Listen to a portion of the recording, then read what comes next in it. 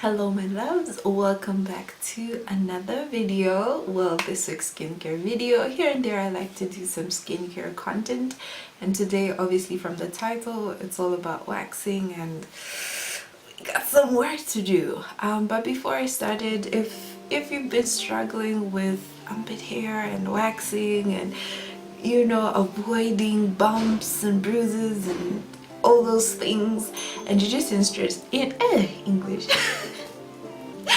and you are just interested in how to do waxing on your own, because not all of us have access to a salon, a spa that does it properly, and sometimes it can just generally be so expensive. So it's nice to know how to do it on your own, so that you can save some coins, save yourself the trouble just in case you're not able to access a spa or a salon. So yeah, I just wanted to put that out there. Welcome to our video, welcome to our family. If you're new, consider subscribing, and of course hit the notification bell. That will really help me out. And yeah, let's get into this video. I just wanted to explain the technique to you guys, because I know some of you, this may be your first time doing it on your own. But if you'd like to get a professional to explain it to you, then please by all means do that. But for those who want to learn, just in case, the first thing is the consistency of your wax matters. Now you can see, because I've used it, it's a bit softer than what I started with when I was kneading it, but you can see that it still holds its form, so it's not slippery, it's not just sticking to my fingers. So that's something important to start with. If you're making the wax on your own, make sure that it doesn't become too soft, and that if it's hard, I wouldn't say it's a huge problem. It's just that kneading it is going to take a really long time. So that's another thing you want to look into first, is getting the consistency right. You want something thick enough to where you can hold it, you can mold it, press it against your skin, but you also want it soft enough to where it can actually be stretched. Unfortunately, I know this is disgusting, but this one has some hair in it, so it's not stretching as much. So that's the first thing. The second thing is, make sure that for any area that you're gonna wax, you saw me when I was waxing, I had put my hand behind my head just so the skin here is stretched out enough, and so you don't want to do this, you want the skin as stretched out as possible. If need be, you can take your hand and you can do this just to allow for a more stretched out area of the skin, and makes it easier. The third thing is, always wax in the same direction. Do not make the mistake of you start going in this direction the first time, then you go the other direction. Reason being, first of all, it's disorganized. Secondly rather, is that when your hair is growing back, they're going to grow back in multiple directions, and you do not want that. The reason waxing is done in the same direction, if it's going down, then we go down throughout the process. If it's going from side to side, then do that throughout the process. Do not change direction unless you really need to. If you decide, okay, for this particular area I'm going to go from side to side, then when I get here I'm going to go from up to down. Every time you wax, make sure you follow that same process, so that when the hair is growing back, it grows back in that same direction that you pulled. And then number 4 is, when you are applying the wax, apply it in the direction that the hair, in the opposite direction for where your hair is growing. So if you have curly hair, it's kind of hard to figure that out, so I just decided to go my own way. I was just like, okay, I'm gonna start in this particular direction and then pull in the opposite. So meaning, if you apply the wax going from this direction to this direction, when you pull out the hair, you're going to go in the opposite direction. So as you saw when I was waxing, so I would apply the wax like this, then I pull the hair out in the opposite direction, and you continue that for each and every area, even if you're going down. So if you're applying the wax going down, you're going to pull it out in the opposite direction. All right, I don't know if this is number 4 or number 5. I think number 5 is that when you are applying the wax,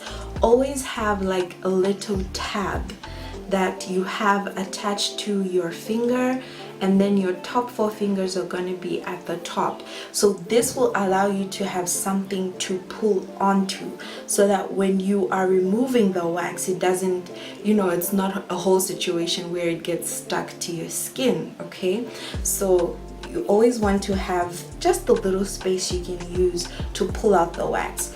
Another thing I want you to notice is when you are applying the wax, apply pressure as you go down. Remember to keep that space, but number 6 is apply pressure as you are going along. So I'm going to use my finger. So notice that I have my thumb underneath there, I have my fingers here. So as I'm going along, I'm applying pressure, then there's going to reach a point where you're going to feel that, okay, the wax is thinning out. So you do not want to apply it too thin, because again, you want enough wax around your fingers to pull it out. So once I reach that area, I've applied enough pressure, I can still go back with these top fingers and then still apply pressure there. And then remember what I said, we pull in the opposite direction. So see that? Easy, right? Yeah, so that's how you go about it. And then also remember, before you start, some people use cornstarch. I personally have not used it. I prefer to use baby powder because I know it's something that can be used on the skin. Cornstarch, I'm not really sure about. So you can go ahead with your baby powder, apply to that area that you want to wax. You can do it all over the area that has hair, so that it, in case your wax, you know, strays off, it's still able, you're still able to pull it out. The reason being, if there is any oils, that's why we clean, actually I should have started there, that's why we clean the skin, that's why we apply the powder, is so that the wax can grip better to the hairs. When there are oils, when there's dirt, you will notice that it just easily slides off. Just like here on my skin, you saw that it didn't really grip, you know, the hairs that much. So that's why we want the powder there. That's why we want to clean our skin before we start waxing. And lastly, if you want to exfoliate, which is a good idea, do it the day before, because waxing is going to cause a little bit of inflammation, so you do not want irritated skin right before you wax. So if you want to exfoliate, you want to clean the area, like really scrub the area, do it a day before, so that there's time for your skin to cool down, and by the time you're waxing, it's all good to go. Okay, and the last one is ensure that the tension you use when pulling out is enough. Do not be soft, do not just go, oh no, don't like yank it out, girl, yank it out. You do not, because if you if the pulling force is too little, this is what's going to happen. You're going to feel the pain more, and you're going to risk the wax getting stuck to your hair. So whenever you're pulling out the wax, pull it out fast, pull it out with as much force as possible.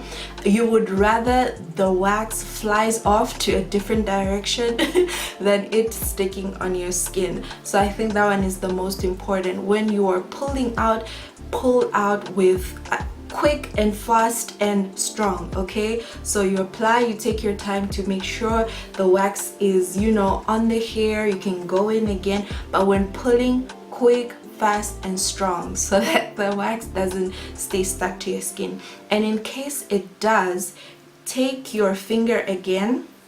So let's say it's stuck to my skin, right? So what you want to do is take your fingers again, apply pressure, dig them in to that wax, into that area. Make sure that you have enough wax on the other side to grip. Okay, you might have to, maybe in some certain circumstances, like put some powder on your fingers just so you can pull the first part so that you have enough to grip. So just, it's going to be painful, but at least this will help. So pull the wax just a little bit. But now that I have my hands firmly gripped on the wax, I have a good grip. Remember what I said, fast, strong, and hard, okay, with as much force as you can, okay, there.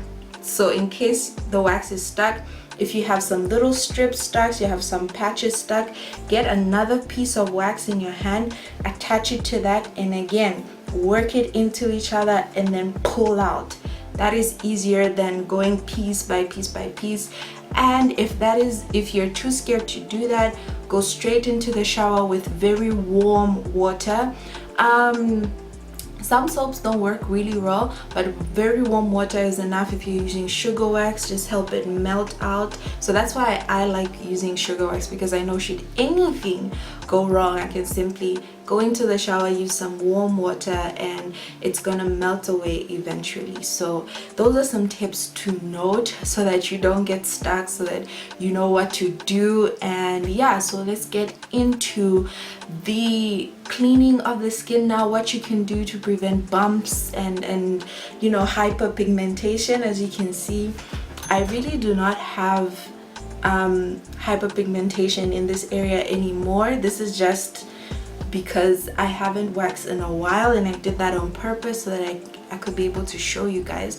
And the other benefit is the more consistent you are, within, I promise you, 3 months, you're going to notice that your hair is growing back much slower, much thinner, which is a good thing. So yeah, let's get into the care of your skin after you're done waxing.